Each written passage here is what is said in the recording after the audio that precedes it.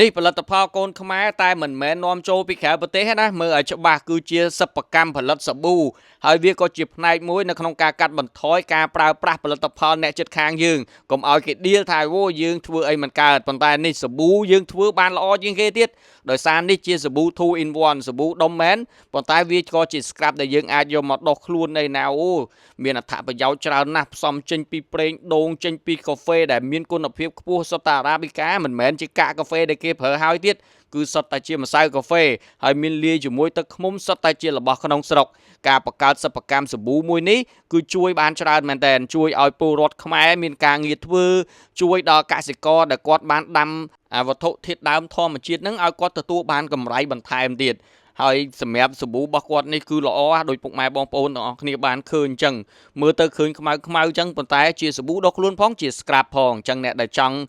ទិញអីអាចរកបានខ្មែរ Heritage ដែលជារបស់អ្នកនាងតេងតាណាហើយអ្នកនាងតេងតាណាប្រកាសជាអ្នកនរគ្នាបានស្គាល់ហើយគាត់ជាអ្នកលក់អនឡាញដ៏ល្បីមែនតើលក់តាំងពីក្មេងនិយាយទៅគឺគាត់ចូលចិត្តណាស់ហើយគាត់ឥឡូវនេះចាប់ផ្ដើមបង្កើតសិប្បកម្មផលិតសាប៊ូខ្លួនឯងផលិតសាប៊ូហ្នឹងគេហៅថាសាប៊ូ 2 in 1 ទៀតជាសាប៊ូផងជា scrap ផងហើយប្រើទៅគឺមានគុណភាពល្អសម្រាប់ស្បែកមែនតើធ្វើឲ្យស្បែកមានសំណើមអ្នកដែលបែកសង្វាយអញ្ចឹងណាហើយលើសពីហ្នឹងណាសាប៊ូរបស់គាត់ហ្នឹងគឺមានរង្វាន់ទៀតមានជាស្លឹកមាសមានជាប្រាក់រង្វាន់ផ្សេងដោយអ្នកនរគ្នាបានឃើញនេះអញ្ចឹងនេះគឺជាសិប្បកម្មខ្មែរ Heritage ដែលគាត់បង្កើតឡើងដោយខ្លួនឯងតតែម្ដងដោយដៃកូនខ្មែរគំនិតកូនខ្មែរសំបីតែវត្ថុធាតុដើមទាំងអស់គឺរបស់ខ្មែរសុទ្ធ 100% ការវេចខ្ចប់សបកវេចខ្ចប់ហ្នឹងក៏ធ្វើនៅក្នុងស្រុកដែរមិនមែននាំចូលពីក្រៅប្រទេសទេហើយតាំងពីការ design រូបរាងផលិតផលរបស់គាត់អូនិយាយទៅគឺកូនខ្មែរធ្វើទាំងអស់ហើយនេះហើយកុំឲ្យគេថាខ្មែរយើងធ្វើអីមិនកើតតាមពិតរបស់យើងអាចបង្កើតបានសំខាន់ឲ្យតែមានការគ្រប់គ្រងហើយបើសិនជាពុកម៉ែបងប្អូនទាំងអស់គ្នាគ្រប់គ្រងផលិតផលក្នុងស្រុកបានច្រើនណាធ្វើឲ្យអាលំនឹងសេដ្ឋកិច្ចរបស់យើងគឺកាន់តែល្អប្រសើរទី1គឺជួយឲ្យកូនខ្មែរយើងមានការងារធ្វើកាន់តែច្រើនពេលណាដែលសិប្បកម្មកាន់តែរីកធំធាត់កម្លាំងពលកម្មនៅក្នុងស្រុកគឺត្រូវតែមានតម្រូវការខ្ពស់អញ្ចឹងកូនខ្មែរយើងក៏មានការងារធ្វើច្រើនហើយអ្វីដែលសំខាន់មួយទៀតគឺ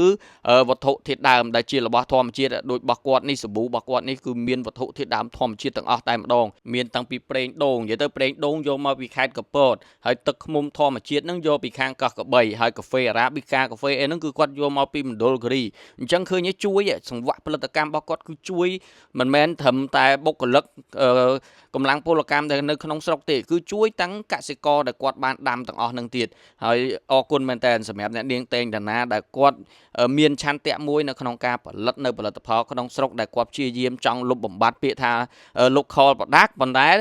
ផលិតនៅក្រៅប្រទេសប៉ុន្តែសម្រាប់របស់គាត់នេះគឺ local product ហើយ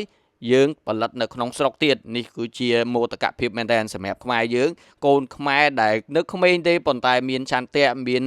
សមត្ថភាពនៅក្នុងការផលិតនៅផលិតផលនៅក្នុងស្រុកអញ្ចឹងសម្រាប់ពុកម៉ែបងប្អូនដែលចង់រករបស់ក្នុងស្រុកណាដូចសាប៊ូដុំរបស់គាត់នេះគេហៅថា